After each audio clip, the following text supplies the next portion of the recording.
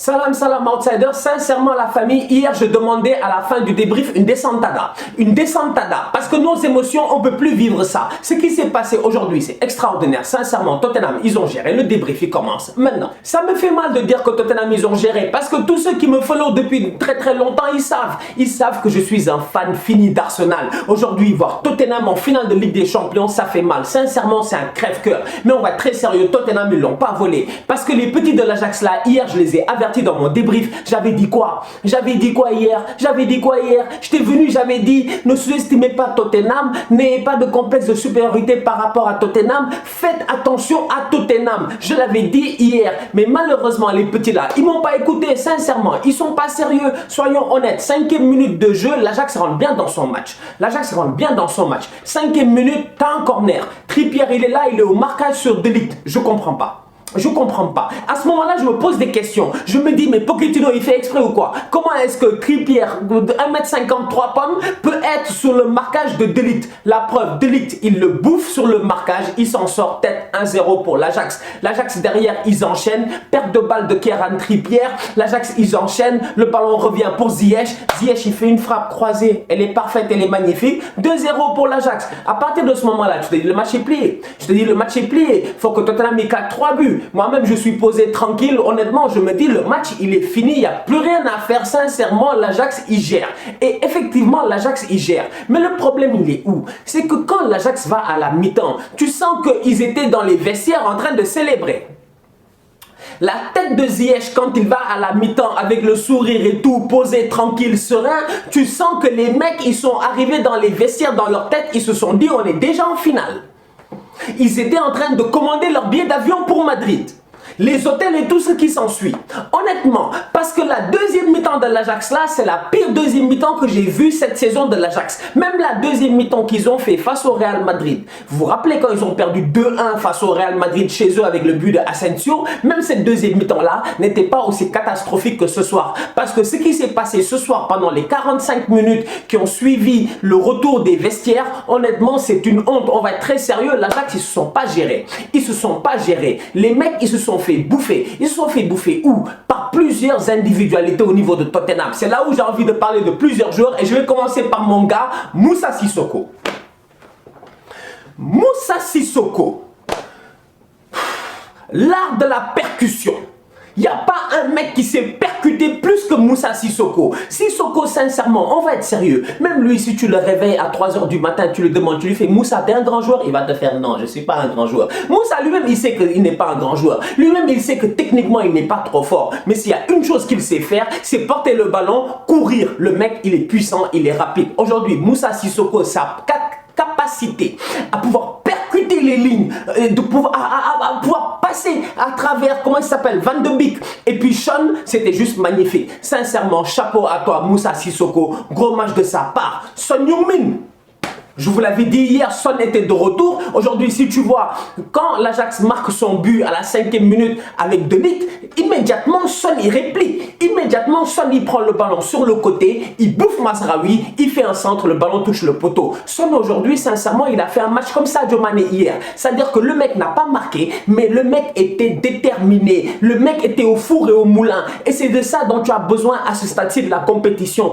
Parce qu'on va être très sérieux. En deuxième mi-temps, Tottenham, ils reviennent avec de meilleures intentions, ils n'ont pas envie de lâcher, ils n'ont pas envie d'abdiquer, leur pressing était parfait, les mecs étaient beaucoup plus précis, honnêtement, même le changement pour l'entrée de Llorente, honnêtement, chapeau à Pochettino, parce que Pochettino il fait rentrer Llorente, il est collé à Daley Blind. Pas à De Ligt, parce que De Ligt il fait 1m90. Non, il colle Daley Blind qui est un peu plus petit. Tout ballon qui est arrivé, il est descendu comme une tour de contrôle sans aucun problème. Ce rôle de pivot là durant les 45 minutes de la deuxième mi-temps, ça a été extrêmement important. La preuve, quand Lucas claque son but, ça vient d'où? Déviation de Llorente, Dele Alli qui touche, Lucas qui tue. J'ai envie de parler du PSG. Aujourd'hui, je ne ferai pas de minute PSG, mais soyons très sérieux aujourd'hui. Serge Aurier a quitté le Paris Saint-Germain. Il est en finale de Ligue des Champions. Lucas, a quitté le Paris Saint-Germain, il est en finale de Ligue des Champions. Lucas a mis un triplé en demi-finale de Ligue des Champions. Non mais sincèrement, en 24 heures, il y a 2 joueurs qui n'avaient jamais vécu ça dans leur vie. Il y a 2 mecs, les supporters de leurs équipes ne les oublieront jamais. Divock Origi qui met un doublé face au Barça de Messi. Lucas Moura qui met un triplé à la Cruyff Arena. La famille, soyons très sérieux. Moi en ce moment je ne sais pas ce qui se passe. Hier je vous l'ai dit, il y a des choses qui sont inexplicables dans ce monde-ci. En ce moment tout est inexplicable dans le monde du foot. Parce que le Lucas Moura qui était au PSG, qui était placardisé, ils sont allés chercher Neymar, etc. Blablabla. Le mec dans son jeu, il n'y a pas grand chose qui a changé. Cependant son coach Pochettino l'a mis en confiance. Lucas aujourd'hui c'est pas le même joueur qui était au PSG parce qu'il a de la confiance en lui. Ça se voit en fin de match, ça se voit dans ce qu'il tente, ça se voit dans le deuxième but de Lucas. Le mec il fait 1 crochet, 2 crochets, 3 crochets, il frappe. Mais ça c'est du courage, franchement ça c'est du courage. Donc du coup soyons sérieux, tout ça là c'est l'ADN d'un club. Aujourd'hui c'est ça qui manque au Paris Saint-Germain. Regarde, Rabiot va quitter le PSG, l'équipe où il va l'année prochaine il gagne la Ligue des Champions. Ce club là est trop maudit, c'est incroyable. Dele Alli, je l'ai beaucoup critiqué récemment parce que le mec n'est pas à la hauteur du foot qu'il devrait nous montrer. Mais aujourd'hui, franchement, Dele Alli a fait du vintage Dele Alli. En toute honnêteté, le gars, il s'est géré. Il était dans cette position-là, derrière l'attaquant, il était parfait. Franchement, il était parfait. À chaque fois qu'il droppait, il était magnifique. Honnêtement, quand tu vois le deuxième but, quand tu vois la signature du deuxième but, parce que Danny Rose, on peut en parler jusqu'à demain, le mec, depuis qu'il est revenu de blessure, il est inarrêtable. Honnêtement, il est inarrêtable, Danny Rose. Il se donne à 200%. Le pont de Danny Rose, il est parfait. La passe pour Dele Alli, elle est parfaite. Dele Alli, il fait un crochet. Tu sens que le crochet est trop long et après qui surgit out of nowhere. Vous vous rappelez Lucas face à Marseille quand il a pris le ballon au milieu de terrain, il a couru pendant sur 70 mètres. C'est Rod Fanny, je pense, qui vient faire un tacle 2 pieds sur lui. Vous vous rappelez pas de ça? Vous vous rappelez pas de ça? Ben, Lucas Moura, il joue toujours de la même manière. Il court comme un mouton tête baissée. Mais le boy, comme j'ai dit tantôt, la confiance que lui donne son coach lui permet d'avoir cette finition-là à ce moment T. Sincèrement, on va être très sérieux. Aujourd'hui, Lucas Moura, le match qu'il a fait, plus jamais il ne le refera dans sa vie. C'est incroyable. Le foot, franchement, c'est cruel parce que l'Ajax d'Amsterdam, beaucoup de gens ne s'en rappellent pas, mais on va être très sérieux. Pendant que Tottenham revenait de vacances tranquillement vers le 20 juillet, etc., qui préparait le début de la Première Ligue, l'Ajax d'Amsterdam était déjà au charbon. On va être très sérieux, l'Ajax a joué 3 tours préliminaires de Ligue des Champions. 3 tours préliminaires de Ligue des Champions. Ils ont commencé face à Strumdas. Après, ils ont joué Wolfsburg pour finir face au Standard de Liège. 3 tours préliminaires de Ligue des Champions avant de se qualifier pour la phase de groupe. Donc, du coup, soyons sérieux. Les Ziyech, les Tadic et tous ces enfants-là, les De Jong, les De Ligt, les Van de Beek, etc.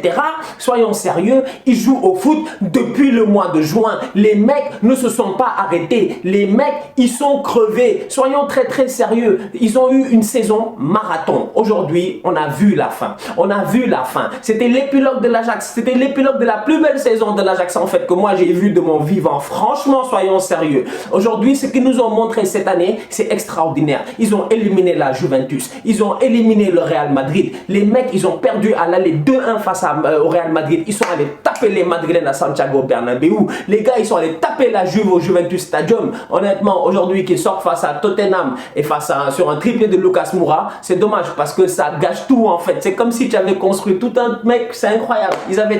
Ils faisaient la saison parfaite. Ils faisaient la saison parfaite avec le coach parfait. Honnêtement, tout allait bien dans cette équipe-là. Mais tu sens qu'ils ont beaucoup donné. Et tu sens aussi qu'ils arrivaient vers la fin et ils se sont vus trop beaux. Ils se sont vus beaucoup trop beaux, beaucoup trop tôt. Je vous dis, à la 45e minute de ce match-là, j'ai l'impression qu'il y avait célébration dans le vestiaire de l'Ajax. Parce que sincèrement, quand je vois la deuxième mi-temps qu'ils ont fait, en toute honnêteté, ils nous ont tous laissé tomber. L'Ajax a peut-être perdu et l'Ajax perdra beaucoup de joueurs à la fin de ce mercato aussi. Mais soyons très sérieux. L'Ajax, s'il y a un mec qu'ils ne doivent pas laisser partir, c'est Onana. Parce que Onana, en toute honnêteté, le gars, il s'est géré pendant tout le match. Onana a fait des top arrêts. Il a fait des top arrêts. Sur le deuxième but de Lucas, l'arrêt à bout portant qu'il fait sur Llorente, s'il vous plaît.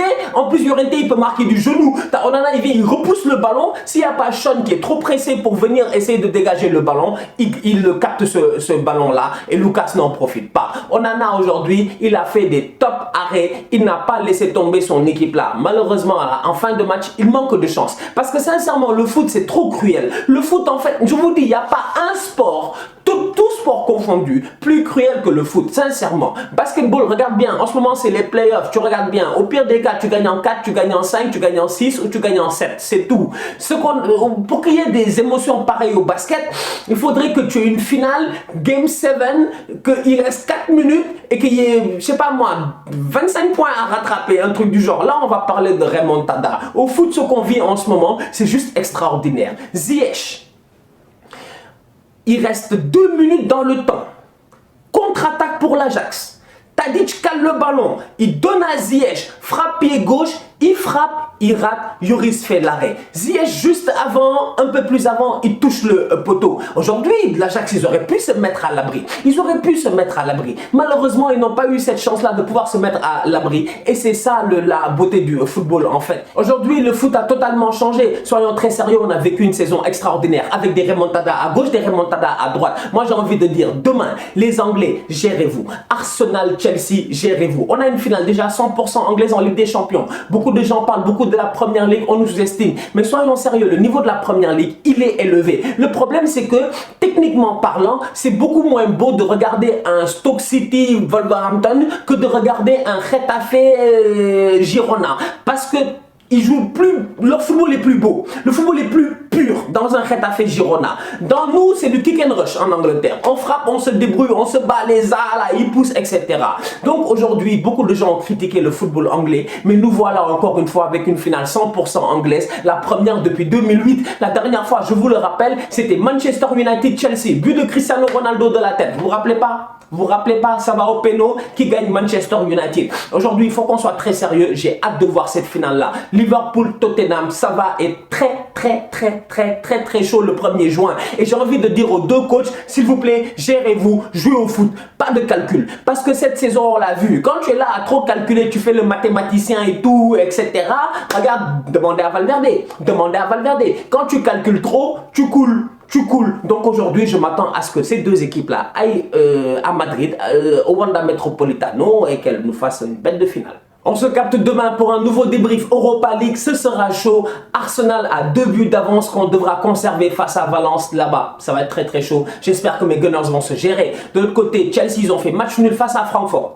1-1. Demain, ils devront se gérer. Franchement, je m'attends aussi à une finale 100% anglaise en Europa League. S'il vous plaît, les gars, gérez-vous. Vous avez vu ce qui s'est passé aujourd'hui. Donc, du coup, ne sous-estimez pas vos adversaires. S'il vous plaît, pas pitié. Arsenal, s'il vous plaît. S'il vous plaît. Non, s'il vous plaît, on peut pas... Si Tottenham gagne la Ligue des Champions ici, nous on gagne pas de titre, non franchement on est foutu. Je vous dis, on est foutu. On est foutu. Je veux dire, on a beau avoir 12 premières ligues, si Tottenham, ils ont une Ligue des Champions, ils viennent de passer devant nous au statut de plus grand club au nord de Londres. Donc du coup, s'il vous plaît, gérons-nous. D'ici là, le foot en ce moment, il est très imprévisible. J'ai demandé hier une descentada, on n'a pas eu de descentada. S'il vous plaît, demain, une descentada d'émotion. On est fatigué, on est trop fatigué. Maintenant, dernière chose, je finis sur ça. En ce moment, avec ce qui se passe cette saison, imagine le Burundi et la Mauritanie. Ils arrivent en finale de Coupe d'Afrique. Je te dis, c'est ça qui va arriver. Vous allez voir. Moi, déjà, je suis découragé. D'ici là, la famille, on se capte demain. Tous outsiders.